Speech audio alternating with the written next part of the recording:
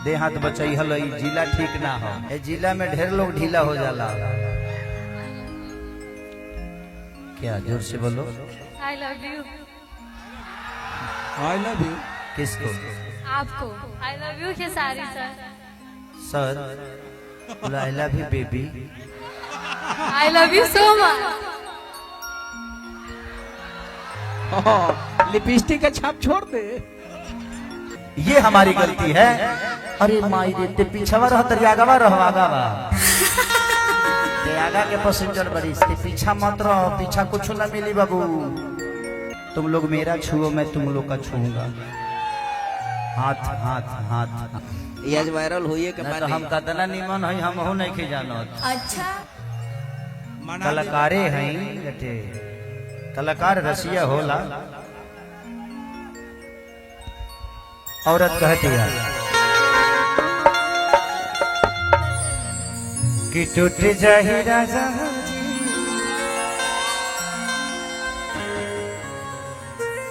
कि दिल में ऐसन लागल बा कि मन भइल राजा पागल बा।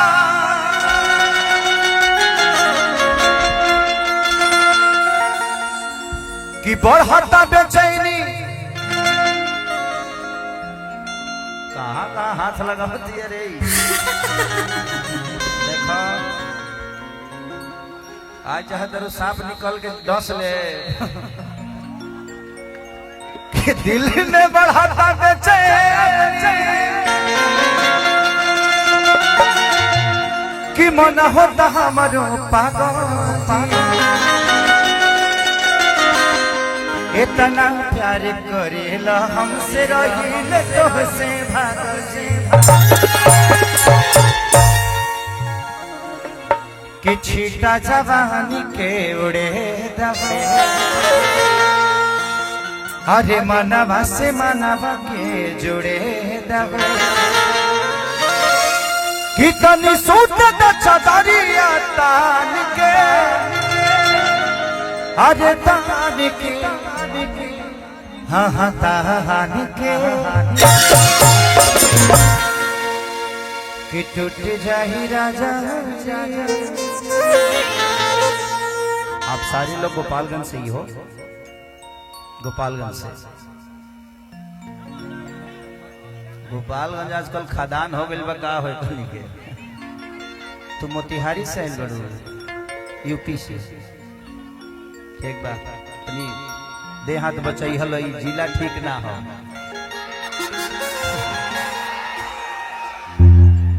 ए जिला में ढेर लोग ढीला हो जाला। क्या जोर से बोलो। I love you. I love you किसको? आपको। I love you Khesari sir. Sir I love you baby. I love you so much. Lipstick का छाप छोड़ दे। मत लगई है ये कपड़वा पहन के मुंबई जाए के बाद। अच्छा घरे धोआ जाई। देखिए होता है जिंदगी में। आजकल के बच्चों को मैं देख रहा हूँ कि आप किसी लड़की के पीछे भागते हो अपने कैरियर को बर्बाद करके। जिंदगी में इतने कामयाब हो जाओ कि दुनिया की हर वो खूबसूरती तुम्हारे लिए भागे। खाली हो जाए एक बार। मुझे लगता है कि मैं जब अपने आप को देखता हूँ पुराने, जब मैं अपने गाने देखता हूँ, जब मैं 2000 या 1500 या 500 पे जब दुगोला गाता था, जिस तरह हमारे अरविंद सिंह अभियंता जी, हमारे लंगड़ व्यास जो कि जितेंद्र जी बहुत प्यारे इंसान मेरे बड़े भाई की तरह थे, रामाशंकर चचा या विजेंद्र गिरी बाबा, इन लोगों की तरह मैं भी दुगोला गाने वाला कलाकार था। लेकिन मैंने पीछे कुछ नहीं देखा, बस पीछे उस रिश्ते को देखा जिस रिश्तों ने मुझे हमेशा से अपना बेटा और अपना समझ के मुझे बड़ा किया। और आज भी मेरे रिश्ते किसी से खराब नहीं है, सबसे उतना ही कुशल है जब पहले थे। और मैंने अपने आप को मैं देखता हूं ना तो मतलब ये खेसरिया रहे कार्य। लेकिन आज मैं खुद को देखता हूं तो कहता यार मैं वो था, ये सही है कि वो सही था। तो लगता है कि नहीं, अपने आप को बदल दो। परिवर्तन जब तक अपने आप में नहीं लाओगे, दुनिया तुम्हें बदलने की कोशिश नहीं करेगी। बदलो, किसी के पीछे भागो मत। भागना है तो अपने आप को बड़ा करने के लिए भागो। दुनिया की मैं वादा करता हूं, दुनिया की खूबसूरत से खूबसूरत इंसान हो या लड़की हो या कोई कद हो या पद हो, जाने वाला चांद पे चला जाता है। हमें गोपालगंज जाने के लिए सवारी की जरूरत पड़ती है। ये हमारी गलती है। अरे माई देते पीछवा रह तरियागवा रहवागावा ते आगा के पैसेंजर बड़ी ते पीछा मत रहो, पीछा कुछ ना मिली बाबू। आगे बहुत सारा खजाना बा, 3 थान गहना बा। तो ये जिंदगी है।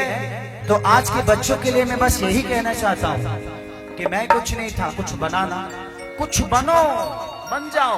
बन जाओगे ना तो अपने आप पे दुनिया अपना लेगी। बनो, अपने आप पे मेहनत करो, अपने कैरियर पे मेहनत करो। उससे भला सिर्फ आपका नहीं बल्कि आपके समाज का भी है, आपके गार्जियन का भी है, आपके गांव का भी है, आपके जिला का भी है और आपके शहर का भी है। तो विकास खुद का करो कि छीटा जवानी के बुढ़े दबो, मनवा से मनवा के जुड़े दबो, कि तनी सूत द चदरिया तान के, अरे तान के, हा तान के। 1 2 3 4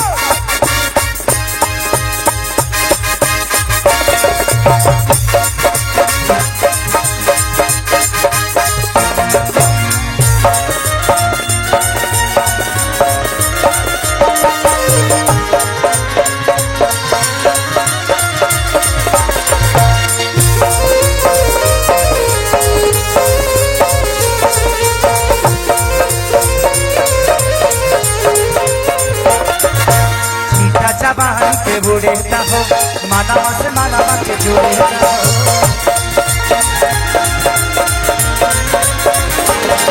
अरे ठीका जवानी के बुढ़े हो, मानवा के मानवा से जुड़े हो। अरे तू तो न चतारिया तान के, अरे तान कि टूट जाही राजा जी,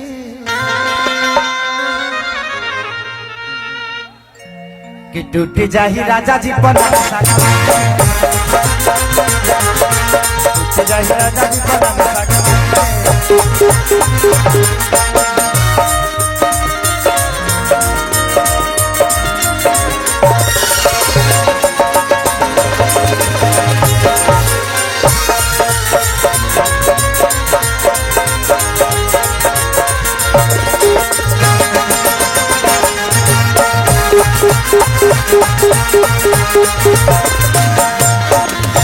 चलिए, बहुत बहुत धन्यवाद। हमारे बीच में हमारे आदरणीय पवन बाबा जी, जो कि बहुत सारे गाने मेरे लिए लिखे भी हैं, हमारे गांव से भी हैं। और हम दोनों, मैं इन्हीं के मंटेसरी में पढ़ा था।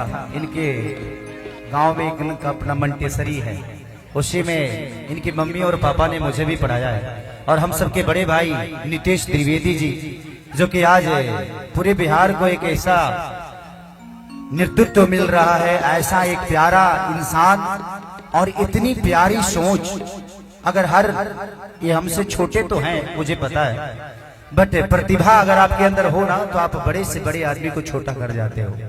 तो इनके अंदर बहुत प्रतिभा है। इधर आइए, मैं चाहता हूं कि बाबा के लिए जोरदार हल्ला करिए आप लोग सभी लोग। और ये है महाराजगंज से, बट जब आप अपने पूरे बिहार के बच्चों का भविष्य अपने दिल में और अपने दिमाग में पाल लेते हो ना, तो आप सिर्फ एक गांव और एक जिला के नहीं बल्कि पूरे बिहार के हो जाते हो। तो इनके दिल में हमारे पूरे बिहार का भविष्य, बच्चों का भविष्य, बच्चों की बेहतर चीजों के लिए बेचारे संघर्ष कर रहे हैं। मैं चाहता हूं कि हम सबका इनका आशीर्वाद और इनको साथ और इनकी सहयोग की जरूरत है।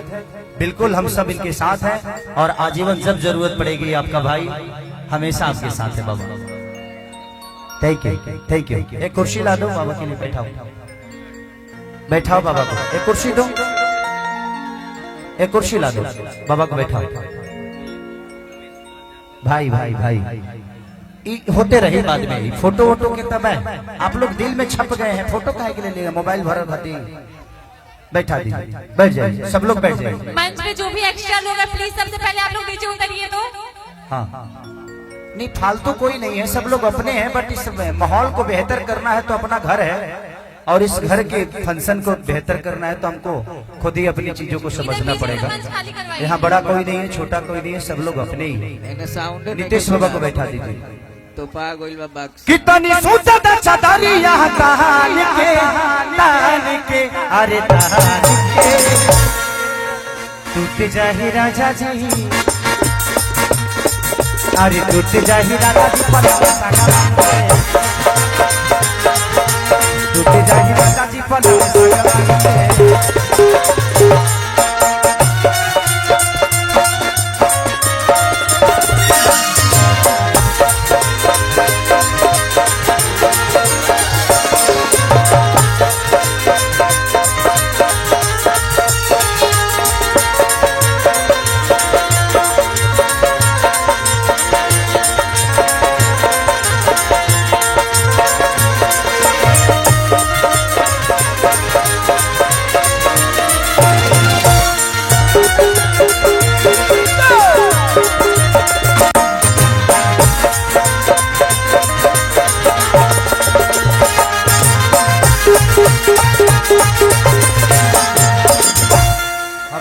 कि मंच पर से थोड़ा सा खाली कर दिल रोज कैसे मंच उतना अथी का नहीं खे बनल लोहा के कब सब लोग गले के अंदर ढुक जाई पते न चले कि फराउठा बेलत में कौन न गईले। भैया बात में ले लीजिएगा, आप आइएगा 10 लोग और देख के आपको आएंगे, मैं किसको मना करूंगा, भाई मेरा भाई आप भाई है, बात वो नहीं है समझा करिए। आप आइएगा ये सब भाई तो फोटोए खाते बड़ा के करा के मना करब हम, सब लोग अपने बना आराम से प्यार से माहौल माने एक्चुअली जन तरीका बात बा। ए समय होली गवला पर खुदे बुरा लागेला, चैता बा ना कि घाम लगता जे राजा घाम लगता। एगो बात बताई, हर चीज के एगो समय होला। बिहार, यूपी और झारखंड ये 3 ऐसा स्टेट है जहां प्राकृतिक है। यही एक ऐसा स्टेज है, यही ऐसा स्टेट जहां पे 4 महीने बारिश होती है तो 4 महीना धूप होता है और 4 महीना ठंड होता है। बाकी आप किसी स्टेट में चले जाइए आपको ये आनंद नहीं मिलेगा, क्योंकि भगवान कृष्ण को भी आना होता है तो यूपी में ही आते हैं, भगवान राम को भी आना होता है तो यूपी में ही आते हैं, माँ सीता को भी आना होता है तो बिहार में आती है। क्योंकि यहाँ संस्कार है, यहाँ संस्कार को सर्वोपरि रखा जाता है। ये दुनिया का दस्तूर है। आजकल लोग लड़ते हैं, मैं भी बहुत बोलता था पहले, मुझे लगा मैं आजकल ओशो को बहुत सुनता हूँ, ओशो को भी सुनता हूँ और गीता के कुछ शब्दों को सुनता हूँ, तो मुझे लगता है नहीं कि शांति बहुत बड़ी ताकत है।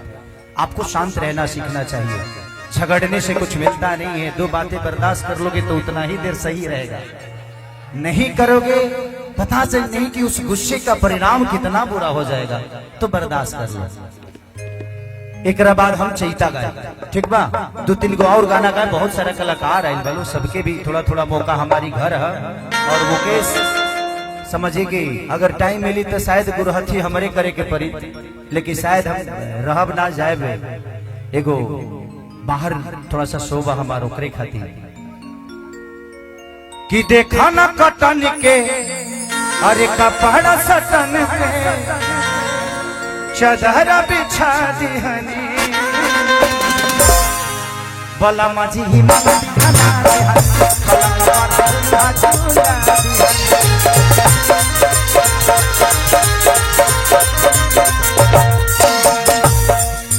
देखा न कटन के कपड़ा सटन के चदरा बिछा दिहनी बला माझी हिम्मत दिखना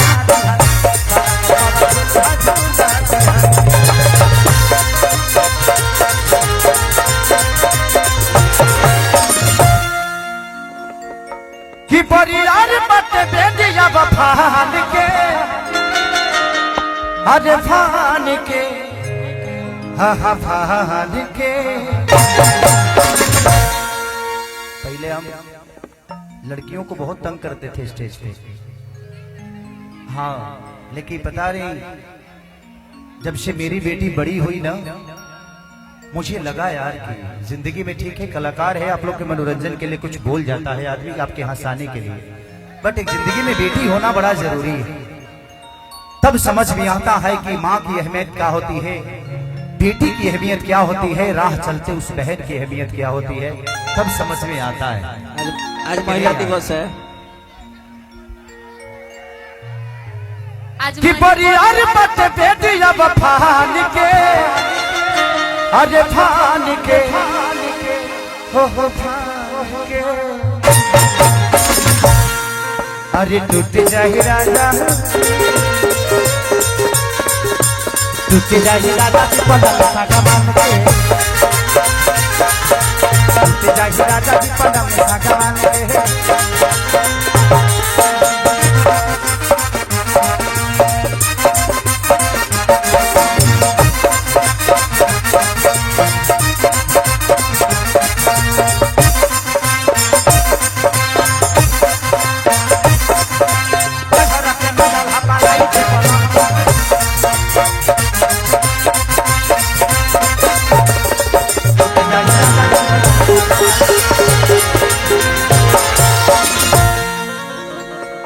कि बढ़ता बेशरमी,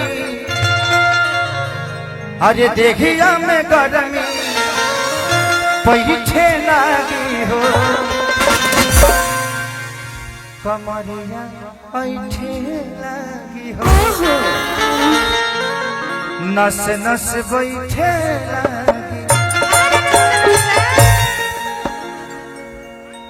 भाई भाई मैं पैसा लेता हूँ, आप चिंता मत करिए।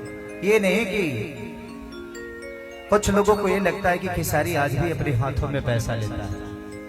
मैं इसीलिए नहीं लेता हूं कि मेरे पैसे की जरूरत है, और पैसे की जरूरत किसको नहीं होती है, सबको है।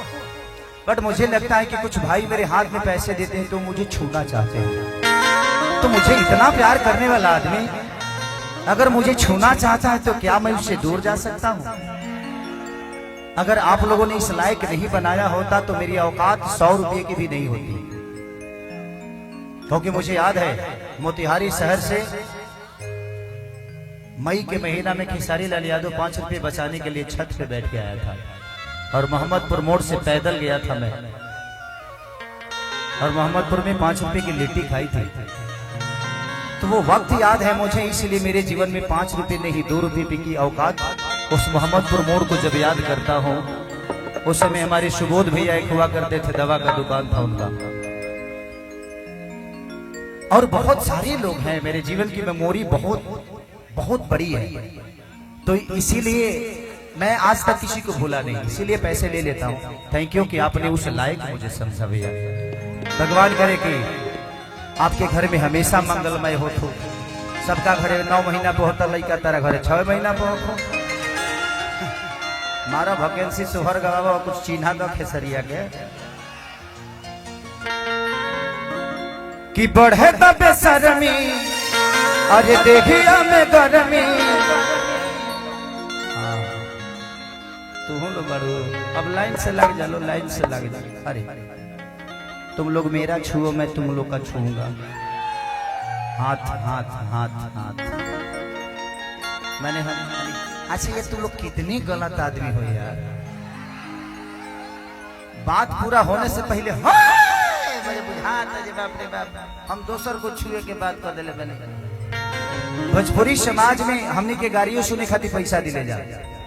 इस दुनिया में अश्लीलता कभी मरेगा नहीं, विचार बदलो, कभी नहीं मर सकता। क्योंकि हम लोग खुद ही गाली सुनने के लिए अपने माता बहन बेटियों को पैसा देते हैं। जब तिलक में हमनी के तो पहले छोट छोट रहनी से तो जितना लोग खिसिया रहे हैं ओकर नाम लिख के दी सब मौगी सन के। हेलो हेलो यात्रीगण ध्यान दे। जी आप भी हैं जी बाबा। हम तो हरदम रउआ से ले बानी हाँ पैसा, ताकि आज हमरा घर आइल तो हम कुछ दे देता नहीं। दे हां 1-200 रुपया ले ले बाबा बाबा ना माना तो 400 हमरो के दे जाए के बेर। आप हमेशा से सम्मानित रहे हैं। मेरे जीवन में बहुत अच्छा ये नाल वादक है, और आप लोगों ने मैं जब घाम लागता या जितने भी मैं जलकुंटन का गाना किया था सिंह लइका नियन सुजल 0066 जब लगा वो तबे बहुत बाबा और बाबा सनीचरा बाजार से ना सनीचरी बाजार वहां पे मैं गाया हूँ। काली बाबा के गांव है ऐसा बड़कू तिवारी जी के बड़कू तिवारी जी तो उनके यहाँ गाया था मैं बहुत पहले दशहरा का शो था ना 2011-12 के बाद झंडा में बाबा मैं भूला कुछ नहीं हूँ बस आना जाना कम हो गया है बट दिल में आज भी उस परिवार के लिए इन लोगों के लिए मुझे लगता है कि इसमें से अब चेहरा से तो मैं जानूं मैं चेहरा से पहचान सकता हूँ नाम से किसी को कम जान पाऊंगा क्योंकि बहुत सारे जीवन में नाम जुड़ गए कि बढ़े तबे शर्मी अरे देखिया में गर्मी पैठे लागी हो कमरिया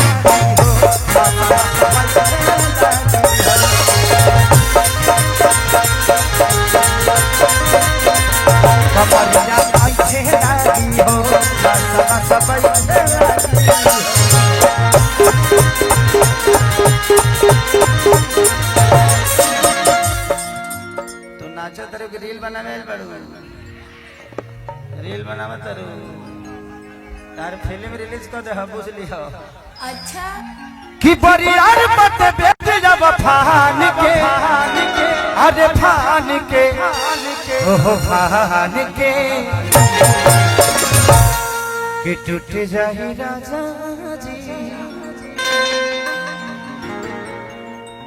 कि टूट जाही राजा कि टूट जाही राजा जी पलंग सगवान टूट जाही राजा जी पलंग सगवान